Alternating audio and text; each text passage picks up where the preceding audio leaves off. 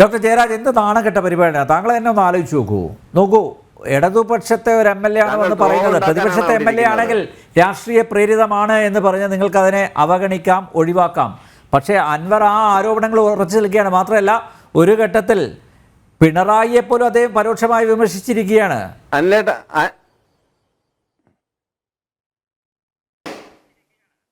പറഞ്ഞോ അല്ലേട്ട, ഭരണപക്ഷത്തുനിന്ന് ഒരു MLA ആരോപണം ഉന്നയിക്കുന്ന, ഭരണപക്ഷത്തിനെതിരെ ആരോപണം ഉന്നയിക്കുന്നത് നടാടെയൊന്നും അല്ല. ഇതിനു മുമ്പുള്ള സർക്കാരുടെ കാര്യങ്ങളിൽ ഓരോ സർക്കാരിന്റെ കാര്യം എടുത്ത് പരിശോധിച്ച് നോക്കൂ. അവിടെ എല്ലാം വിസിൽ ബ്ലോവേഴ്സ് ഉണ്ടായിട്ടുണ്ട്. ചിലപ്പോൾ കൂട്ടം ചേർന്ന് ആക്രമിക്കാറുണ്ട്, ചിലപ്പോൾ ഗ്രൂപ്പ് തിരിഞ്ഞ് ആക്രമിക്കാറുണ്ട്. ഇതൊക്കെ എല്ലാ കാലത്തും നടന്നിട്ടുള്ളതാണ്. അവരുടെയൊക്കെ വീട്ടില്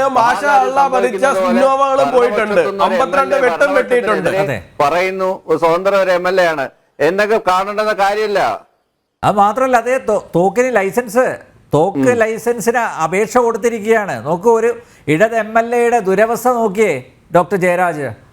അദ്ദേഹത്തിന് കൃത്യമായിട്ട് അറിയാം. താങ്കൾ പറഞ്ഞതുപോലെ നേരത്തെയും ചിലരൊക്കെ, അത് പാർട്ടിയിലെ ചിലരാണ്, അവർ ഇത്തരത്തിലുള്ള ആരോപണങ്ങൾ ഉന്നയിച്ചിരുന്നു. അവരുടെ അവസ്ഥയാണ് നേരത്തെ യുവരാജ് പറഞ്ഞത്.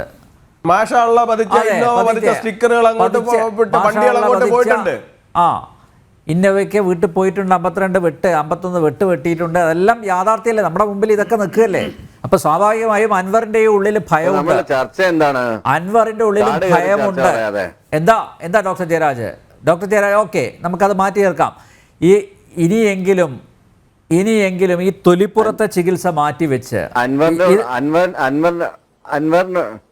തൊലിപ്പുറത്തെ ചികിത്സ മാറ്റിവെച്ച് ഈ സംവിധാനം അത് കുറ്റമറ്റതാക്കണം എന്ന ആത്മാർത്ഥമായിട്ടുള്ള ഒരു നിലപാട് സർക്കാരിനുണ്ടെങ്കിൽ ഈ രീതിയിലുള്ള അന്വേഷണ പ്രഹസനങ്ങളല്ലല്ലോ ഡോക്ടർ ജയരാജ് നടത്തേണ്ടത്.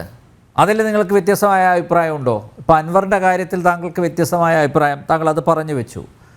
ഇപ്പോൾ നടക്കുന്ന അന്വേഷണം പ്രഹസനമല്ലേ ഡോക്ടർ ജയരാജ്?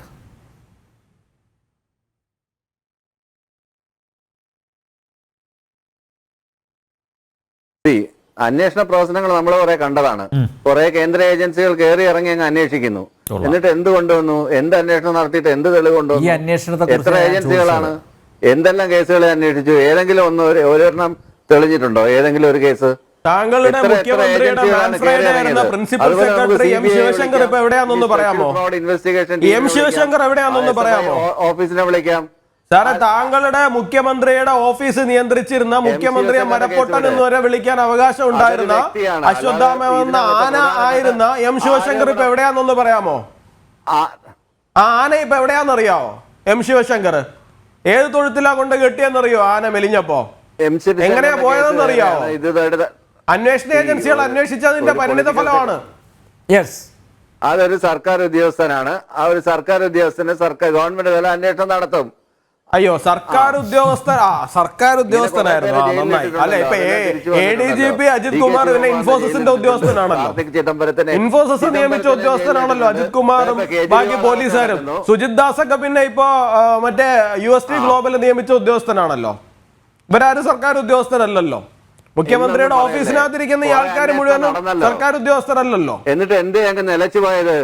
അടുത്ത ഇലക്ഷൻ വരുന്നുണ്ട്, തീർച്ചയായിട്ടും ഈ അന്വേഷണമൊക്കെ വീണ്ടും പെട്ടിയും കിടക്കയായിട്ട് ഇറങ്ങും, കേരളത്തിലോട്ട് വരും, വീണ്ടും അന്വേഷണ പ്രഹസനങ്ങൾ നടത്തി കാണിക്കും. അപ്പൊ എന്തായാലും ഇപ്പൊ വന്നിരിക്കുന്ന ആരോപണങ്ങൾ, മുഖ്യമന്ത്രിയുടെ ഓഫീസ് കേന്ദ്രീകരിച്ച് വന്നിരിക്കുന്ന ആരോപണങ്ങൾ മുഴുവനും അപ്പൊ യാഥാർത്ഥ്യമായിരിക്കണമല്ലോ. തിരഞ്ഞെടുപ്പും അല്ല, പ്രതിപക്ഷത്തിന്റെ ഭാഗത്തൊന്നും അല്ല, സ്വന്തം പക്ഷത്തുനിന്ന് തന്നെയാണല്ലോ വന്നിരിക്കുന്നത്. അപ്പൊ അങ്ങനെ ഒരു ഉദ്യോഗസ്ഥനെ മുഖ്യമന്ത്രി സംരക്ഷിക്കുന്നു എന്നുണ്ടെങ്കിൽ അത് തീർച്ചയായിട്ടും എന്തുകൊണ്ടായിരിക്കും?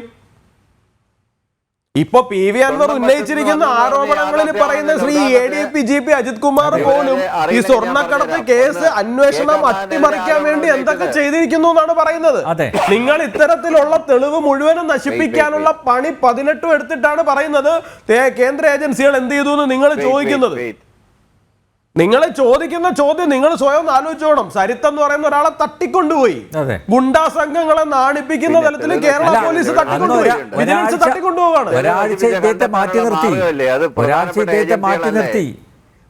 ഇദ്ദേഹത്തെ മാറ്റി നിർത്തി എന്തിനായിരുന്നു? വിജിലൻസ് ഡയറക്ടർ ജനറൽ ആയിരുന്ന MR അജിത് കുമാറിനെ അന്ന് എന്തിനാണ് മാറ്റി നിർത്തിയത് ഡോക്ടർ ജയരാജ്?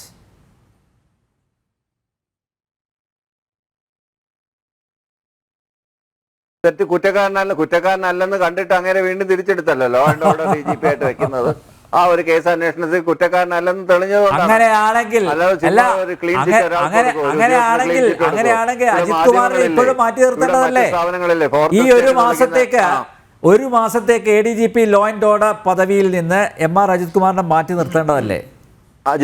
അതിനുശേഷം അദ്ദേഹത്തിന് സൂര്യശോഭയോടെ തിരിച്ചു വരാമല്ലോ. എന്തായാലും അങ്ങനെയുള്ള ഒരു റിപ്പോർട്ടായിരിക്കും കൊടുക്കുക. ഈ ആരോപണങ്ങൾക്കൊന്നും അടിസ്ഥാനമില്ല എന്ന റിപ്പോർട്ടായിരിക്കുമല്ലോ. സ്വാഭാവികമായും നമുക്കൊക്കെ അത് പ്രതീക്ഷിക്കാം. അങ്ങനെയാണെങ്കിൽ ചെറിയൊരു ഉദാഹരണം ഞാൻ പറയാം. ഉദാഹരണം തന്നെ ചലച്ചിത്രകാരൻ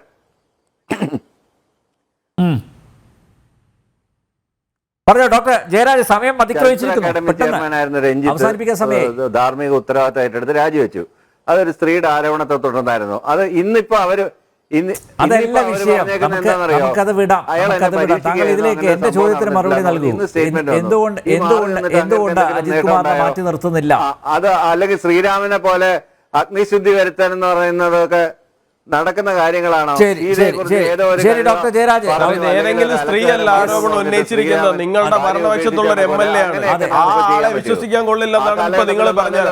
ആ സ്ത്രീയുടെ ആരോപണം പോലെയാണ് നിങ്ങളുടെ MLA-യുടെ ആരോപണം എന്നാണ് നിങ്ങൾ പറഞ്ഞു വരുന്നത്. എന്നിട്ട് നിങ്ങൾ എന്നോട് പറയണേ ഞാൻ ദുർവ്യാഖ്യാനം ചെയ്യുന്നത് നടക്കുന്നതാണ്. അല്ല